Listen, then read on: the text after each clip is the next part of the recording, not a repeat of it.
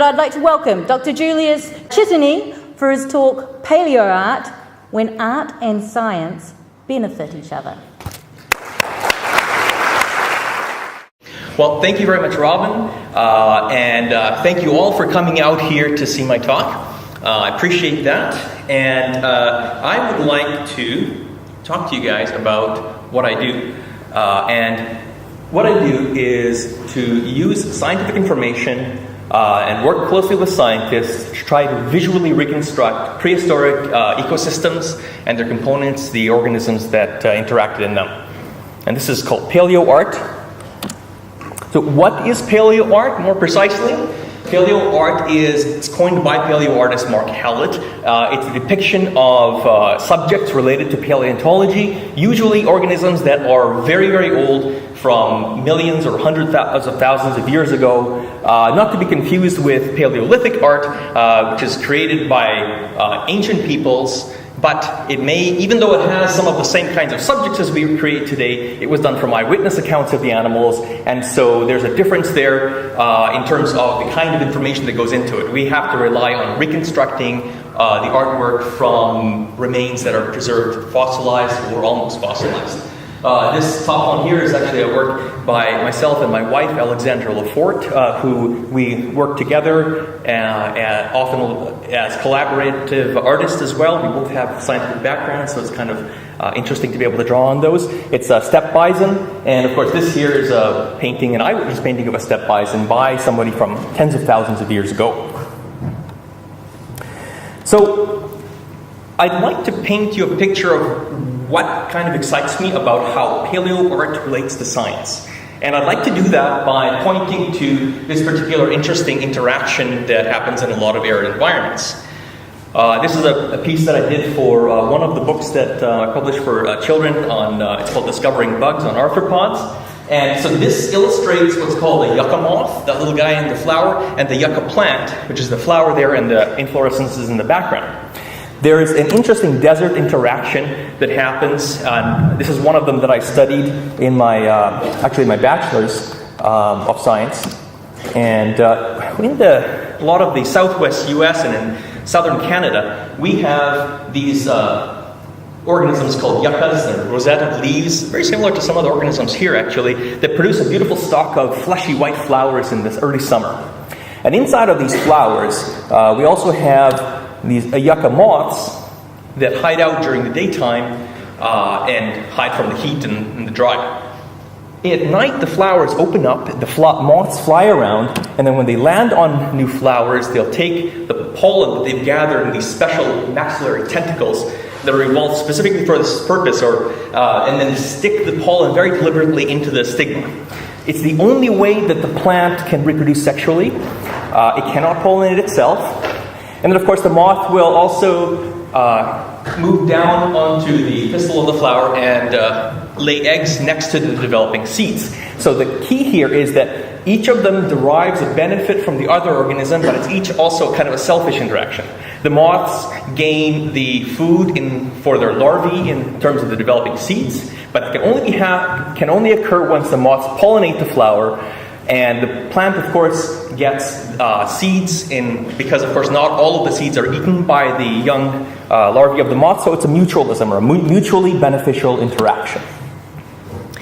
And this is kind of how paleoart and science interact as well. It seems straightforward that paleoartists would require the work of scientists to guide their work, to make it as scientifically accurate as possible.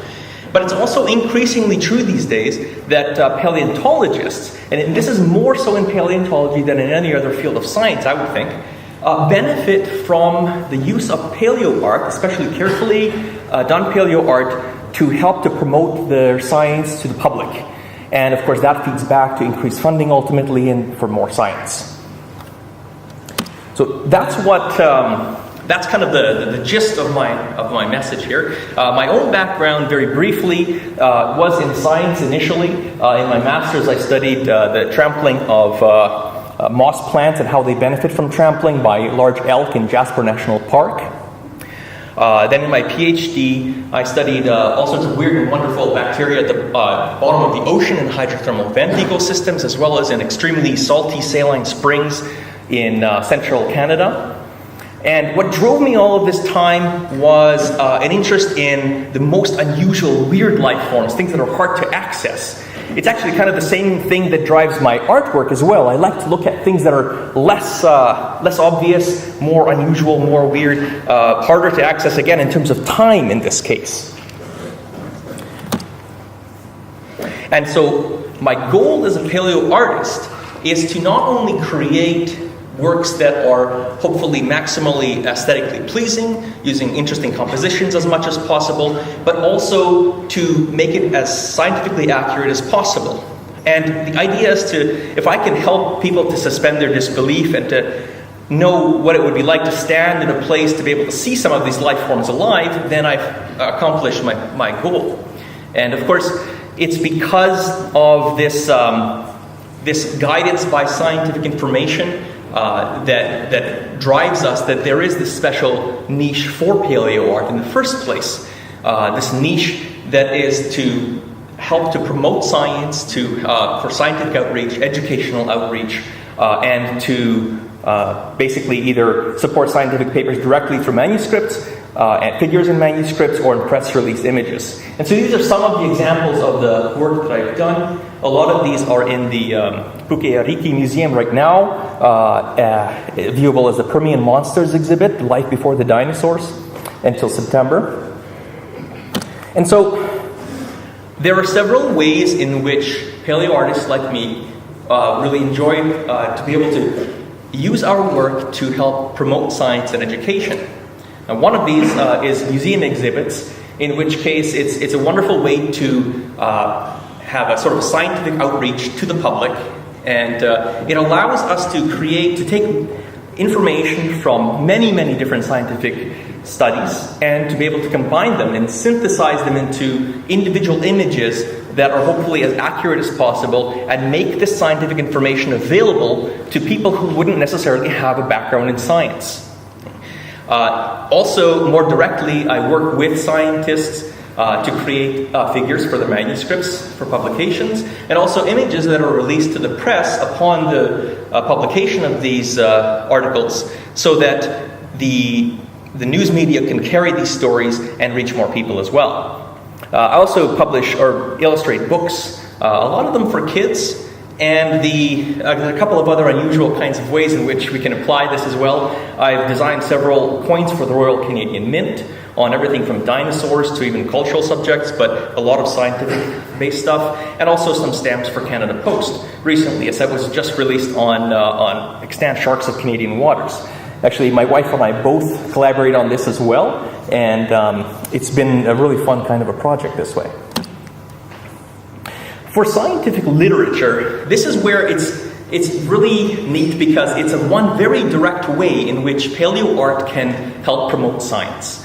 And I find it extremely exciting to be able to work with many scientists, because I get to kind of take the cream of the subject off once after they've done all the tedious work on finding the specimens and then analyzing them carefully, and then they contact me and we work on a picture to be able to help promote this in the media.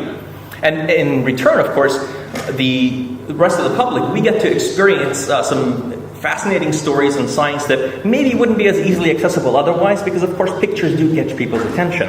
For example, some of the oldest known snakes from the Jurassic period, studied by Dr. Michael Caldwell of the University of Alberta and his team, as well as some spectacular preservations of soft tissues, including the feather impressions of ornithomimid dinosaurs from southern Alberta. So really, really neat stuff that I get to see up close sometimes. Some of these specimens are just fantastic.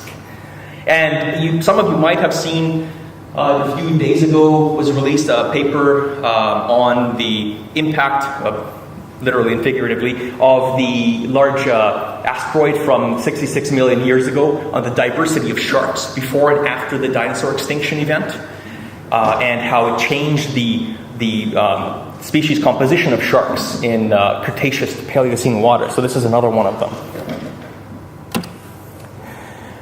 One of my favorite, or one of the my biggest passions these days is to be able to illustrate books for kids. And this is important, I think, because children are the next generation of scientists and conservationists, policymakers, and the concerned public in general. And I think that more than ever before, that's super important. So I take it very seriously when I get contacted for illustrating children's books, because it allows us to reach out to them in terms of education and to grab their interest, because I remember how much of an impact it made on me when I was a kid.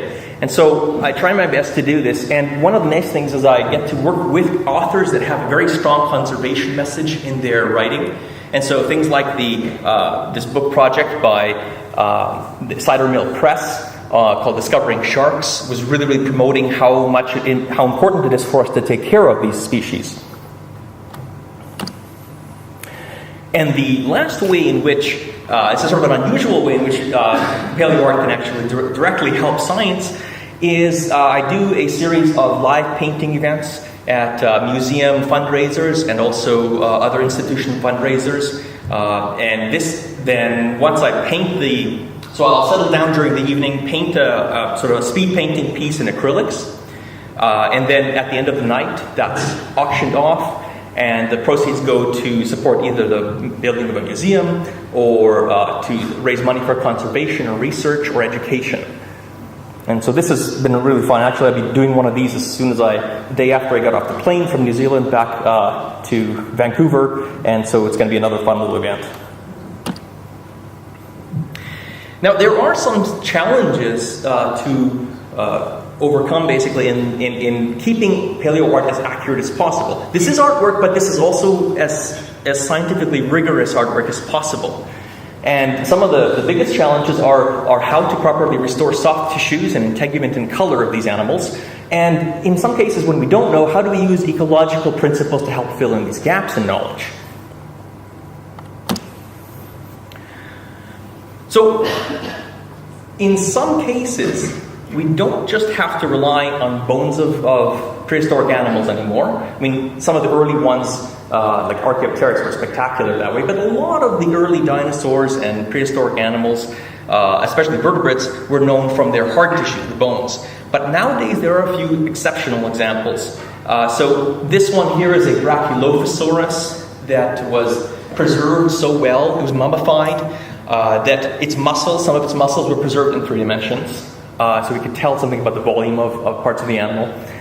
There was soft tissues preserved on the outside, the skin, and the distribution of scales. Some of the frill down the back, and even the gut contents were preserved, including some of allowing us to be able to put together the plant diversity, plant community in which it lived in some cases, or some parts of it.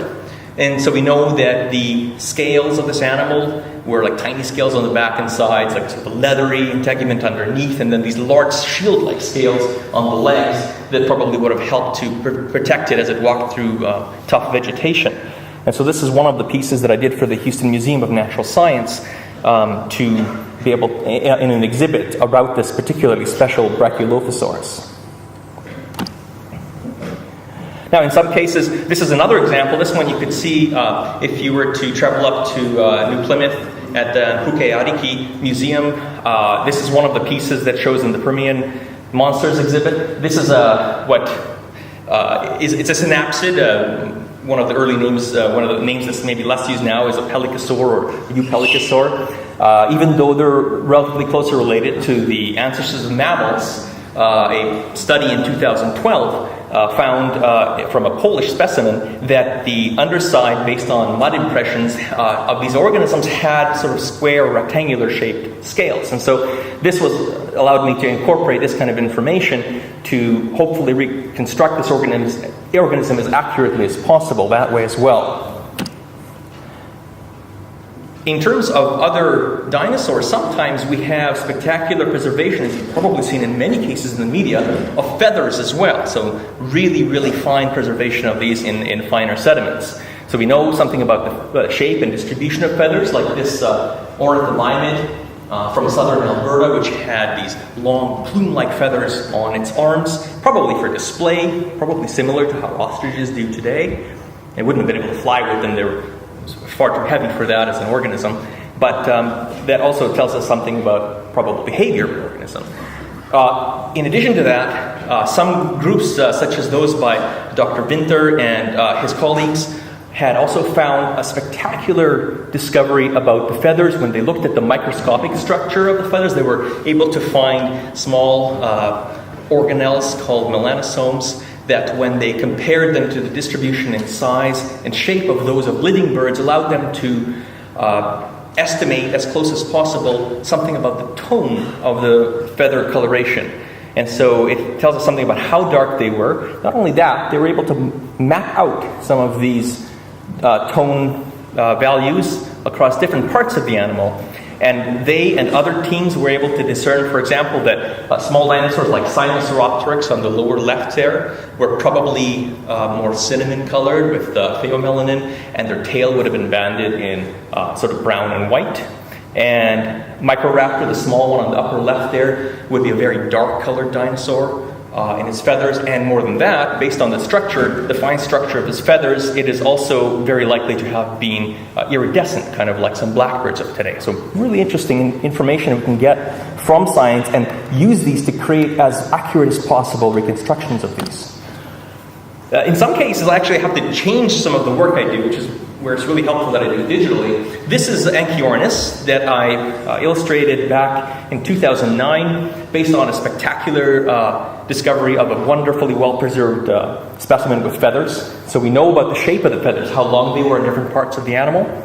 But about less than a year later, a team had found they mapped out the entire organism's, or a large part of the organism's melanosomes, and found that most likely the patterns based on the density and the shape and size of these melanosomes, the color or the tone of the animal would look something like this, where with a combination of eumelanin and pheomelanin tells us that this is very likely close to what we would expect the organism to actually have looked like. And this allowed me to change it, and sometimes I do have to go back and change my work to make it as accurate as possible so it lasts for longer. It was exciting to be able to work with some of this material. Now, we don't always have such spectacular discoveries to work with. In some cases, there are big gaps in knowledge. So this is where we have to go back and rely on ecological principles, for example, to help us make the best possible guess at things like color. So, for example, I'll look at modern animals in this case, living in similar environments, and try to imagine what's a plausible color pattern. And the color is used in various ways in the animal kingdom and by plants as well. In some cases, it's used to communicate with each other. Other cases, to hide from their predators or prey. So you can see, for example, the upper left is a mantid, the flower on top. And then down in the middle of the image, there's this mantid insect that is hanging out on the flower, waiting for an unsuspecting insect to come and fly there, a pollinator, and then it'll snag it. So it's so well camouflaged against the flower that it takes a little bit of looking to actually see its outline. In other cases, like the lizardfish, or the sea dragon down here related to seahorse, or the okapi in this forest habitat, use color to hide, to basically blend in with their environment, to break up their outline. And I use similar reasoning in some cases when we don't have information, when we do know about the environment in which the animals lived. So these two small ceratopsians from Alberta lived in a forested environment, and it's very possible then that they may have applied or may have utilized color to, say, hide, to basically blend into their background. So you could imagine that some of them may have had spots or patches of color that resembled maybe the color patterns and color distribution of the forest floor, small plants, or the pattern of light as it comes and filters through the foliage and makes dappled patterns on the bottom of the forest. Well, in some cases, you look at an animal that's like really brightly colored, and you wonder how that could be used in the wild. But then when you remember that context is everything in biology, and if you look at it in the right kind of environment, and this is why it's so important to know where they lived, the animal can actually be seen to be using this color for crypsis. And so similarly, I've applied a similar kind of reasoning in some of them. This is Mei Long. It's a small dinosaur that lived in China. It was found, fascinatingly, in a posture that very much looks like that of modern-day sleeping birds. And so it may actually have been caught in a pyroclastic flow or asphyxiated during an eruption in the position in which it was sleeping. And so I kind of hypothesize here that maybe it slept on the ground in moss or other plant matter and hid just by means of its color, for example. This is speculative but plausible. We do see these kinds of patterns sometimes. Even here, like for example, the kia or the kakapo have these wonderful green coloration when they're and that they use that for hiding in the vegetation very effectively, for example. Even mammals, sloths have algae that covers them, and it's a similar process. And finally, we don't just want to reconstruct the way animals look, but to make things as accurate or as interesting as possible, we'd like to reconstruct behavior as well. There's a whole other area to talk about here, but I'll just say that we look at modern animals for part of it, and we can hypothesize that just like modern-day cats, large cats would play with their young. Very likely, large saber-toothed cats, such as the Smilodon males, who have done similar things. And of course, there are fossils that also record behavior, but that's a whole other story. Okay? So I'd like to take you just briefly through how this works, how I do it. So this is kind of a schematic showing the paleoartist. This is necessary. Then you get the interactive LCD display. That's what I use to create my work, a stylus and a kind of a Cintiq tablet or interactive LCD display. And of course, the important the coffee mug of that, and my assistant or muse. This is Wiki, one of our doggies, and she likes to sit on my lap and sleep on my lap while I work. So I'll have three major techniques when I do this. One of them is traditional painting, using just a brush and paint or pencil or ink. Photographic compositing involves using a computer to take parts of photographs and then merge them in creative ways to create a very photorealistic image. And then, of course, there's digital painting using that like LCD display that I had before and using a stylus just like I would with a paintbrush. And these are some examples of traditional painting. I'm not going to get into this much because this one is relatively better known, but a few examples. That last one was colored pencils on colored paper. This is watercolor. This is a Sinosauropteryx. Another colored pencil example of a Apārangi. And this is one of the examples of the live painting events that I do for like museum fundraising. This is a Gorgosaurus with acrylics. Now, for photographing compositing, it's a little bit of a different process. This is a photograph of the Permian Monsters exhibit that Peter Norton of Gondwana Studios had commissioned me to do. So it was wonderful working with them, and we got to create several murals to show the strange environment from the Permian. This is now on exhibit at the Puke'aʻike Museum. So that one in the middle there is a Spinops, which is a strange kind of a cranially ornamented or horned creature that looks a little bit like a moose, but from the Permian, from between 250 and 300 million years ago. Now, sometimes I begin the process a little bit differently than it ends up. And so we always talk first with the scientist or exhibit designer about how we want to do this. We set up a composition that could work. This was my first run at it. And Eotitanosuchus leaping out to attack the young of this Estimenosuchus. But then we thought, well, we don't always want to show things attacking or eating other things. Sometimes it's really nice just to show other kinds of behaviors. And so when we talked with Peter about this, we came up with this alternative approach, showing a family group of Estimenosuchus. They're called Dinocephalians. They're sort of like close to the mammal lineage. And here we got two of them kind of using their weird head shapes kind of in a butting contest, kind of rivals maybe. Or maybe they're just kind of like, hey, how's it going?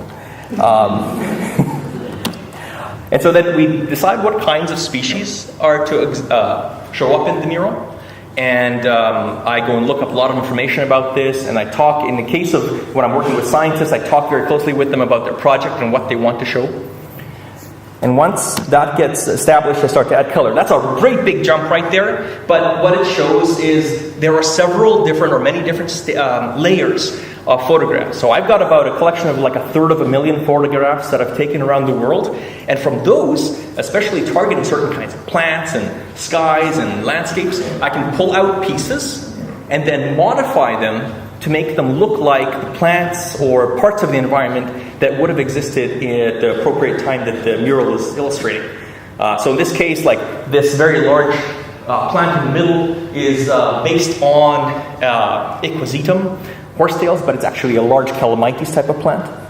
I add more layers, and then the texture of the skin of the animals is based on a combination of painting and texture mapping, and also photographing clay models of texture, skin texture that I create, and then using those.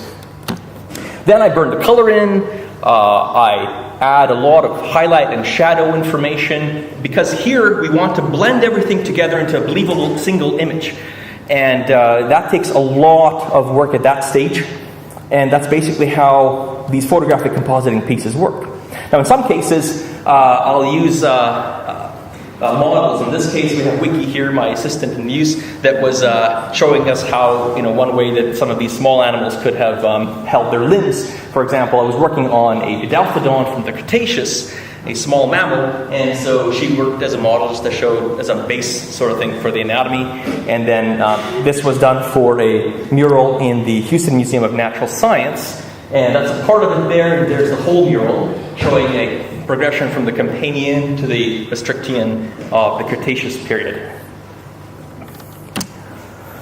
There's a couple of other examples of photographic compositing. So you'll see that these are kind of photorealistic in nature. Not everybody likes this, and it's actually not my favorite kind of process to do, but it works well to convey sort of a photorealistic view of things. This one here is a Triassic scene, also for the Houston Museum of Natural Science. The second kind of, or I guess we're into the third technique that I use is actually my favorite one. It's digital painting, where I'll take the stylus and use it just like a paintbrush. I pick colors, I define the texture of the brush, and then I just sit there and I paint everything just like I would if I was using a paintbrush in acrylics or oils. And so I usually begin with a sketch of the skeleton of the animal if it's a vertebrate, because this helps me to establish the right proportions and the sort of the constraints of movement of the limbs and the rest of the body, and that makes for a much more realistic kind of animal to pose it. And then here's a little bit of an animation of me putting the rest of the layers in, knowing something about the amount of muscles and the kind of skin or texture of the feathers in this case, because this is a dinosaur called Sinocaleopteryx. What's really neat about this animal is that it was found with gut contents containing two other feathered dinosaur species. And so we not only know something about this animal's appearance, but also something about its ecology and behavior. And so this example this illustrates another way in which you can use paleoart, a single piece, to kind of say something about the ecology and behavior of an animal that may have taken some time to play out, but represented in a single image. So if you're careful, you can tell stories with these. In this example, I was working with Dr. Michael Caldwell of the University of Alberta, and these were the three ancient Jurassic snakes that I'd shown you before. Initially, I'll start with a sketch, as I mentioned before, but then again, sometimes we find that we have to change something along the way. The one in the upper right here, we initially had put into a footprint of an animal, but the footprints are found in so many different time periods. We wanted something that was more characteristic of the Jurassic. So instead, we came up with a snake kind of moving through this skull, a partially decomposed skull of a Ceratosaurus. And a Ceratosaurus, as you know, is a purely Jurassic organism. And if you might, it's that weird theropod with a horn on its nose, and so it's very recognizable. And the idea here is to convey the scientific findings as succinctly and immediately as possible. So including something that's instantly recognizable to the scientific community helps to convey that message better. This is one of the ways in which paleoart can be used to promote science, to help to spread the message about the discoveries. Then I start to add more layers of detail, the color, and in this case I then refine the color and finally add the backgrounds, all through kind of just the digital painting and the image. And all through this process, there's this intense kind of back and forth communication between myself and the experts, and we pass information back and forth a lot. And then once it's finished, then I hand it off to them, and it's published either in the paper or held off in embargo until the research is published. And so it's a fun process, and this is one of the reasons why it's so important for me most of the time to work digitally, because this review and revision process requires a lot of changes. It's so much easier to do that on digital media rather than in traditional media. These are some other examples of digital paintings of this style. It's kind of my favorite way to do it because it's something that is very much like regular painting, and to me that is extraordinarily relaxing. And so it's one of those kinds of things. Now the last one that I want to show you is kind of the cover for the art book that I was very honored to be asked by Steve White to contribute to. And this showcases a lot of my artwork, and we had to develop a cover piece for it. And this was also a digital painting. Once again, there's the setup, the paleoartist, in this case, a different kind of a drawing tablet, where it's separate from the screen, and of course the very important component there, the assistant. And so I'm going to run through the animation that shows how this piece evolved. And so you can see that I add paint alternately to the animals, more detail, and then to the plants in the background, the sky, back and forth to the animals and plants again. And then this kind of goes back and forth and balances until I finally got enough detail in there for the piece to be complete. So just run through that once more just to give you another view of that. And this took about a month or so to complete. They all take different amounts of time depending on how large they are, how much detail is involved, how many kinds of organisms need to be displayed in it, what process I use. And of course, how much information is revealed along the way. Sometimes studies will reveal more information by the time I finish the piece, and then I have to modify it to catch up with the actual project that's going on actively at the same time. So this is kind of what I do. I'm really excited to be able to, even though I've left science formally, to be able to hopefully contribute to science in some small way by being able to support science visually, to help with scientific outreach, which is I'm very interested in, educational outreach, and of course conservation as well, because I do some of these paintings for conservation organizations, and that really excites me because we really, really need to be able to help out the ecology of the planet around us.